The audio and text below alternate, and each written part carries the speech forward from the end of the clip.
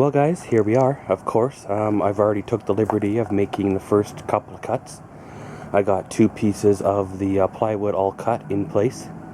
And of course, I've got the second 2 pieces here all cut. Just about to try out the fitment of them, see how they fit. And if they fit where I'm hoping they're gonna, then of course we'll glue them on and then run a couple hundred screws in them. I'm hoping by the end of the day to have these doors in paint.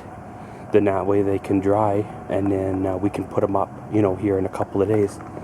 The weather is supposed to be warm for the next couple of days. Be a good time to get out here and, well, get her on done.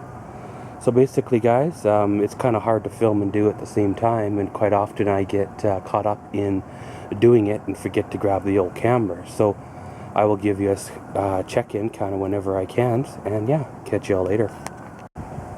Well, guys, there we are. Got the plywood on her.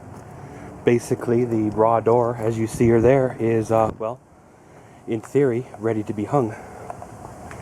If I wasn't throwing any paint on it, I could hang them right now and then paint them later. Of course, I'm not going to get all fancy with, give them a sand or anything like that. I'll just pretty much clean them on off and then, throw some paint at her, and hopefully it'll stick. I've got to cut my, brick mold or rip 2x4s down to fit into here, pretty much all the way up. I've got a 2x8 to go across the top. I know it'll look a little off having such a thick, top brick mold, but at the same time, there's not much else I can do unless I'm willing to reside the garage, and that's not in the budget at this time. Then of course, rip brick mold for this side. Take my little Dremel and zing off these little shims so they, they fit. And then basically, I'll throw a coat of paint on the brick molds as well, and then put them on up here probably tomorrow, and then put them on up here once they dry. Then pretty much we're good to stand the doors up. So let's go find our paint that we're going to use. And well, it's been a few years since I opened it, and it's been even longer since when it was new. So hopefully it is still good. So let's give her a good old stirring, and well, we'll see what we get. Well guys, here we are. We have the 2 doors laid on out here. We got the brick mold over here all laid out, pretty much ready to go. Well, I opened up my vintage can of paint, gave her a good old stirring last night, and well, it was all good. So I've got her laid on out into the tray here and pretty much ready to go. So, gonna get at her here and, well, get her done. Next time we see you, it'll all be blue. Well guys, here we go. Sorry about the wind noise, but hey, I guess when you're working outdoors, it's what you gotta put up with. Well, as you see, the brick mold and stuff is, well, all painted. And the doors, of course, are all done too. They are, well, just drying. They're pretty much dry to the touch now. You kind of got to deal with the leaves this time of year. Just kind of the way it is. So we'll let her all dry up, and then we'll give her an install. Okay guys, so here we are. As you see, the doors are all blue. Going for a nice camouflage leaf motif this time of year, with all the leaves stuck in the fresh paint. Of course, a lot of that fell overnight, so paint was dry before then. And even if there is some in the finish, I can give it a gentle sand and just do a light recoat once they're hanging. So of course, now comes the part, well, I've been waiting for since I started this project, well, many months ago. Well, we have to go in here, of course, and deinstall the garage door. Pretty much just, on doing the bolts off the hinges of each section, taking all 4 sections out, setting them aside, and then taking, the vertical tracks off of the garage too, and setting them aside.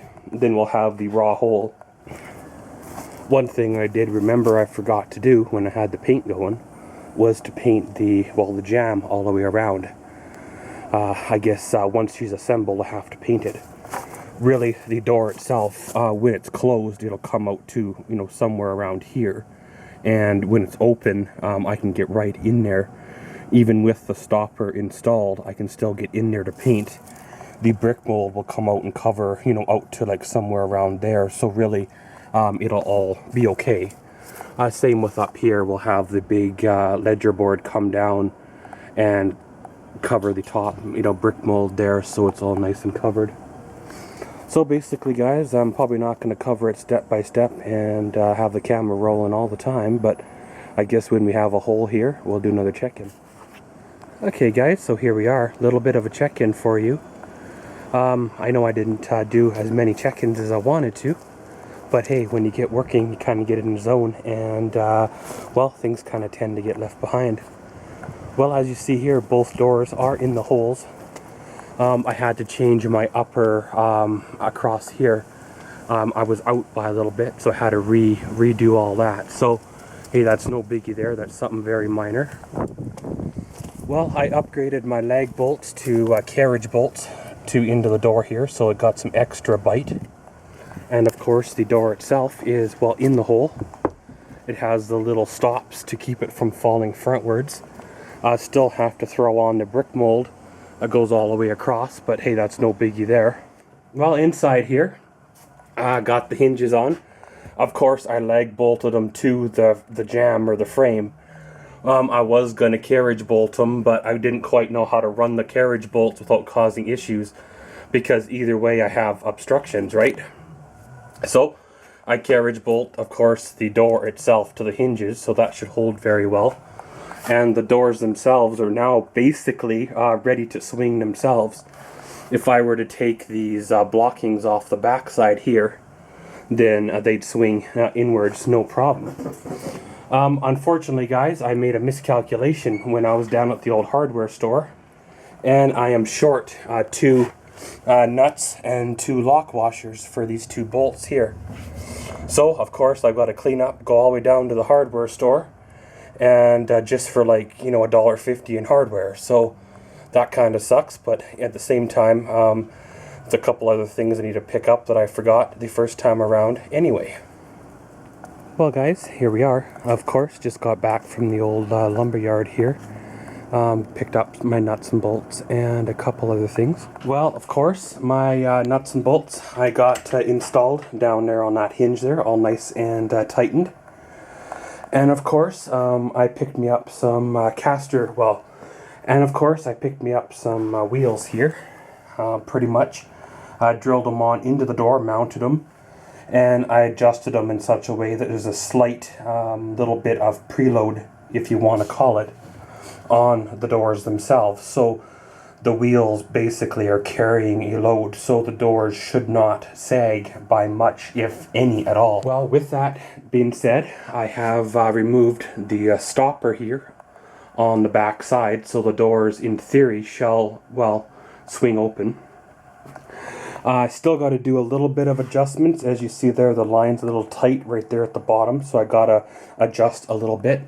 And same with the top up there. I got a little bit of a fitment issue up there. Well, all that being said, here comes a moment I've been waiting for. So let's open the right hand door. Give her a push. And well, it swings on open. Pretty much full open.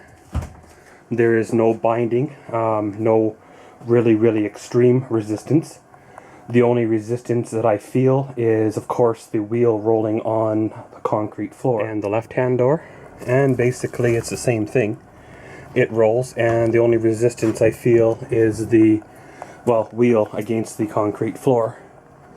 So I'm probably going to run a few screws in the jamb there, because right now I just have the framing nails. Because right now I just have the framing nails in there, and I just don't want it to back itself out. And basically, you know, then we can probably paint all this and all that good stuff. But basically, guys, this is the conclusion of part 2 of the garage door build. Of course, watch out for part 3, where we'll do the finishing and a little bit of painting, and then she'll be finished to good. And as always, thanks for watching Maxwell's World. Comment, subscribe, and enjoy.